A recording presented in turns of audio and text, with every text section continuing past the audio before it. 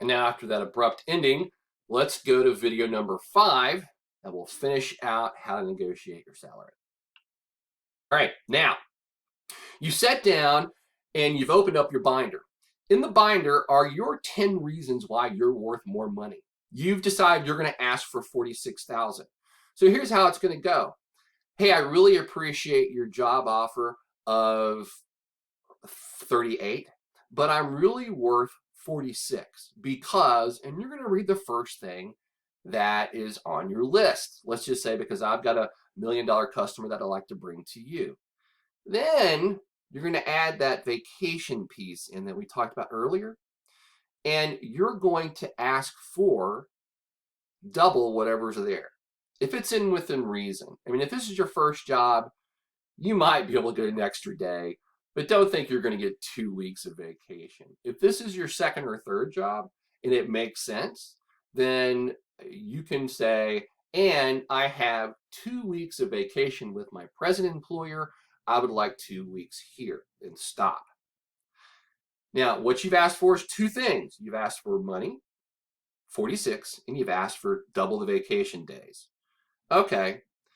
One thing that I want you to do before you sit down that I forgot to tell you is I want you to take your job offer letter. I want you to scratch out the measly 36,000, and on the left-hand side of the job offer letter in the margin, I want you to put a $sign and I want you to underline it.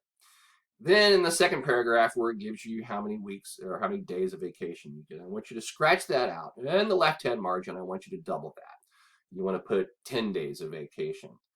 Now, again, that might be 6 days of vacation. It might be 8, whatever you think is believable. All right. Now, if this is a philosophical issue with you because you're not telling the truth, that's fine. Don't use the vacation piece. But I'll tell you the reason why you want to do at the end. Now, as soon as you say that, the manager's going to look over you and say, "Now, Tim, why are you worth 46,000 in this job?" And then you're going to give, well, because, and give them the number 2 reasons. You're going to sound like a broken record, and we'll get into that how it's going to sound. The manager's going to go, well, okay. I tell you what.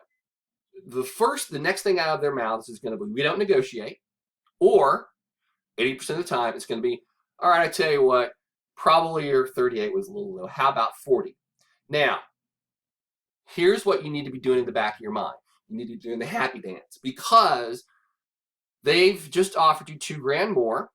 They've got into the minimum range of what you want, and you know how that person is going to negotiate. They're going to negotiate in 2,000 increments or 1,000 increments, or they might go back to 200. But now you know that they can and they will negotiate. You need to be doing your happy dance inside your brain. Now, that's great. Here's what you're going to say. Hey, I really appreciate the job offer at 40,000, but I'm really worth 46. Here's another reason. Then stop and smile. Well, okay, I understand that. You know what, really, 42, that's $4,000 more. That's more than 10% what we offered you. Take that or leave it. You've heard take it or leave it once. Now, it might have taken a while to get to 42. And remember, you don't know the rules of the game, but the manager knows that he can go up to 48 without getting his hand slapped. But you don't know that. But you're still going to go back and say, hey, I appreciate the 42, but I'm really worth 46. And here's another reason why. Now, the manager, when they give you that first take it or leave it, they're really bluffing. They're playing the card game to see if you're going to fold like 90% of the people do. But you're not going to do that. You know the rules of the game. I'm telling you the secrets. So what you're going to do is you're going to say, hey, I really appreciate the job offer at 42, but I'm really worth 46, and here's another reason why. The manager is going to look at you and go, okay, I tell you what. I'm going to give you 43. First of all, they're not giving you anything. You're earning it, all right? But, I'll give you 43. Take it or leave it. You've heard take it or leave it twice, but you really haven't heard it in a real meaningful reasons why it's a take it or leave it. You just heard the take it or leave it. So you're going to go back. Hey, I really appreciate 43. We're almost at 46 where I really believe I should be offered this position. Here's another reason why. Now, a lot of times managers are smarter than you give them credit for. They're going to look down because you've got your binder open and you've got your reasons why you're worth more money printed out in your binder. They're going to look down. They're going to go, are you going to read all 10 of those things to me? It's happened a lot. Yes, I am, because I'm worth 46. All right, I tell you what. 44, we're done. Take it or leave it. Now, a lot of times, people don't want to give you what you ask for because it's even if they know they can, even if they've already been approved for 48,000, it's a badge of pride to know that, all right, well, I didn't give in to their 46. So you have got to be in the moment, and if they say, okay, 44, that's it, take it or leave it. You're still going to ask for 46? But if they say again, no, seriously, 44 is all I got, take it or leave it. You've heard it twice. You have, and I'm not there. So when you hear something twice, it has value in a negotiation. What I want you to do is ask one more time. Because over 40% of the time, people who ask one more time after hearing no twice get what they want. I'm just seeing if I'm going to bluff you out of it. All right. Then, if they're red-faced, then that's different. You're going to stop at hearing it twice. No. Now, let me tell you a little psychological thing. If you're about to work for a publicly traded company, that manager probably has no real vested interest in how much money they give you, other than it can't be more than new people that are working there making or whatever. There's a lot of things that go into, a job offer amount of money, but it's really funny money for them. So don't think that they're going to be just really excited or mad that you're asking for more money. Now, if it's a privately held company, especially if you're talking to the owner of the company, you're taking money from their pocket, all right? So they tend to be a little bit more, how can I put this gingerly, chintzy. And so you've got to build a lot of value before you can get more money than what they're offering you above 10%, okay? So you just have to think about that when you negotiate. If they get really passionate really early about this and they tell you no twice, it's probably about it. If it's a publicly traded company, then the manager, it's funny money to them. They're just trying to save their own face or make themselves feel better. So you've got a little bit more leeway with a publicly traded company. All right. So let's say you've got to 44 and you've heard no twice. You ask again and it's like, no, seriously, Tim, 44 is all I got. You need to take it or leave it. What you're going to do is it's above your minimum of 40. As a matter of fact, it's $6,000 more than what you were offered. That's pretty good. Run the numbers, and that's what, 15, 16, 20%, 16? I don't know. But it's a good chunk of change. Yeah. You need to be happy with that. Anything over 10, I'd say anything over 15 really is a bonus for you, okay? 10's probably the average, and actually 12.3% is the average, okay? So a little bit over 10% is good. And that's the reason, because most people offer you the job less than 10% of what it's really worth. So they think you're getting that 3% raise early, yada, yada, yada. Again, it varies wildly from companies, but you just have to know that what your minimum is, which is 40, as soon as you hit that, you're going to be happy with whatever cream you get above it. But $6,000 more. Now think about this. You just negotiated $6,000 more because, one, you asked, you built value, and you didn't take, well, take it or leave it, the first time you heard it, because I'm just playing cards with you. And you don't have to earn that $6,000 after starting your job, because usually when you start a job, what do you get? 3 to 5%, maybe if you're a superstar, maybe a bonus that doesn't reoccur the next year. So negotiating before you start your job is extremely smart and important. Now, what you're going to do is you brought that doctored job offer letter. You're going to take your pen and you're going to write down $44,000 on because you marked out the 38. And then you've already put down 2 weeks of vacation. You've already asked for that. You're going to, on the bottom, you're going to sign it, you're going to date it. You're going to flip it around and you say, do you mind signing it to your new manager? Half the time I'll go, yeah, okay. Half the time I'll go, oh no, I gotta get this approved. And you just say, hey, that's okay. I just want to make sure that you understand what we talked about, what we were agreed to, and I understand that's all pending HR review and whatever else. 9 times out of 10, they'll sign it. 10% of the time, oh, no, I can't sign it. Well, okay, do you mind making me a copy? Well, sure. They go out, make a copy, bring it back. They give you the copy. They keep the wet copy always. And you say, okay, great. I look forward to working with you. When do you want me here? Monday. Awesome. I'll see you Monday. I'm very excited. Thank you very much. Shake their hand, get out, get in your car. Before you clear the driveway, you're going to get a phone call. What did we forget to talk about, to negotiate, that you asked for? I bet you're thinking, what the heck is he talking about? You've even forgot about it. What we forgot to negotiate was your vacation. That's the reason why. 60% of the time, if you put something down extra for vacation, I'm so excited as a manager to stop talking about money and to get you coming in on Monday, and I don't have to hire somebody else. So thank God that I forget 60%, over 60% of the time, I forget to negotiate your vacation. Now, I'm walking down to HR. I got this thing, and I got it for 44, and I could have got up to 48. I pat myself on the back, and you would have took it for 40, so you won. But I look down and I go, oh, bad word. We forgot to talk about vacation. No, we didn't. I didn't as a manager. So they're going to call you. Your phone's going to ring before you get out of the parking lot 80% of the time. Now, I don't want you to go back in. This is what I want you to negotiate over the phone, because the manager has a disadvantage. And the manager says, hey, we forgot to talk about vacation. You have 3 options here. It's the puppy dog. It's the we'll sweep it under the rug. It's the $1,000, $500.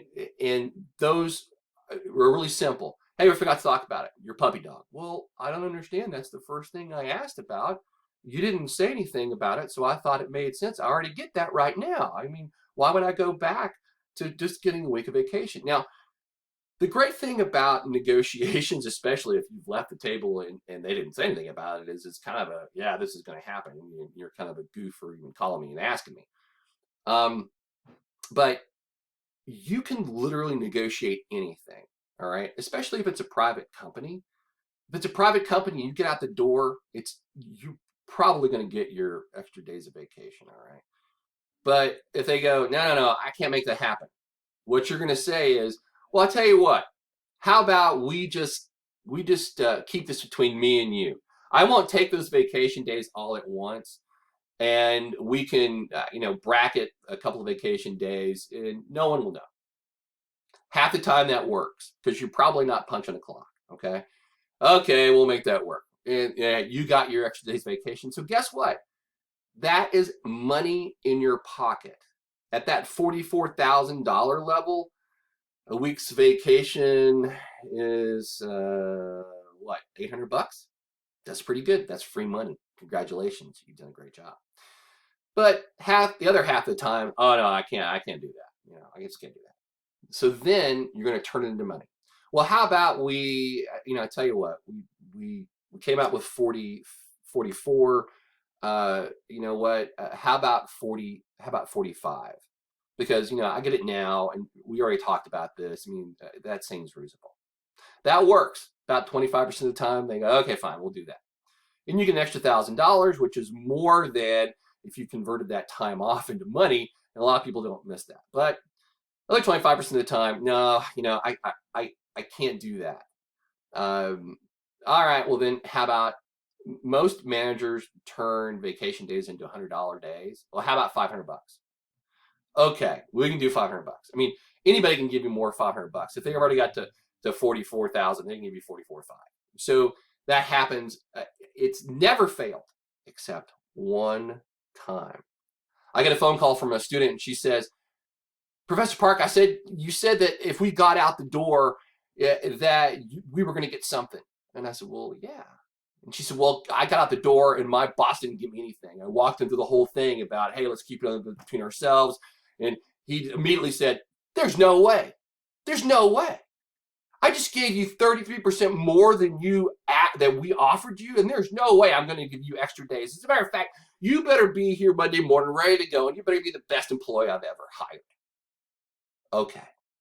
Now, did you catch that? She got 33% more than they offered her. And they offered her a pretty good amount of money. So, yeah, I can see her boss not giving her those extra days. Guess what? When she went in to talk to her boss about what motivates her, and I want you to have this conversation with your boss. Does money motivate you? Does moving up the company motivate you? Does vacation motivate you? She said, I really want vacation. I want more vacation days, like you took away from me. He smiled and says, all right. Guess what she got for her 6-month review? He felt kind of bad. He gave her an extra day of vacation. Guess what she got for her 1-year review? Besides a nice spike in pay, he gave her an extra day of vacation. So she's got 2 extra days of vacation that she didn't have to earn through the archaic process of having to work for a million years to get 1 day of vacation. Guess what she got the next year for her bonus? And she's really good at what she does. She was in sales, or still is. She got she was getting married. She got a full boat flight, A1 hotel for Paris for 4 days. So you know what? Telling people what motivates you and having that conversation with your manager really does help you get the things that you want. Okay, now you've now got the job that you want at the salary that you want. Let's go back to one thing. If you use the things that I've given you, I ask only one thing from you: a steak dinner. If I pay for your college education, I want an email saying, Professor Park, I started my new job and I got $4,000 more than was offered. You're going to put that in the piggy bank. And let's say that your college education cost you 20 grand. Well, let's see. 4 goes into 20, 5 times? Or something like that? Yeah. No. Yeah. Guess what? I expect after 4 years a phone call that says, hey, you paid for my college education. I want to get you a steak dinner. And I'm not talking about Sizzler. I'm talking about Ruth Chris or Capital Grill or Double Eagle or something like that. I've gotten 7 of those. I'm looking for my 8th. So that's the deal. And you've really got to practice what I've been telling you. And it's very simple. If you practice everything we just talked about as far as your negotiations, you'll be able to do it without being really self-conscious. It will become a game for you, and you're going to be amazed. Just because you asked, you got more money. And again, people that negotiate their salary are seen as better employees, more capable, more driven, and able to manage people. So especially if you're in management, if you don't ask to negotiate your salary, well, I'm going to come find you and smack you upside the head, because you're losing a lot of money and you're not being seen as the person that you really are, a go-getter, smart person who understands how to get what they want. Okay, that's it. I look forward to you moving forward in the class. Let me tell you this last thing before you leave. If I can help you in any way, whether it's negotiating your salary or if I can help you with that practice, I will definitely do that. I do it probably once a week for 30 minutes or so with past and present students. I don't care if you've graduated. If you're my student, I'm here to help you as long as I have a TCC email address. So you can reach out to me. I'll ask you a couple of things. Have you practiced? Have you put in the 3 hours of practice? Have you looked at the company and made sure that you understand the company and you've done your research? Have you put together your binder? If you haven't done those things, I'm going to tell you to do that and prove it to me before we have a conversation. If you've already done that and you want help on negotiating, which I really enjoy, I can definitely walk you through that. So again, I'm here to help you be more successful in the future. I appreciate every one of you, and I wish you the best.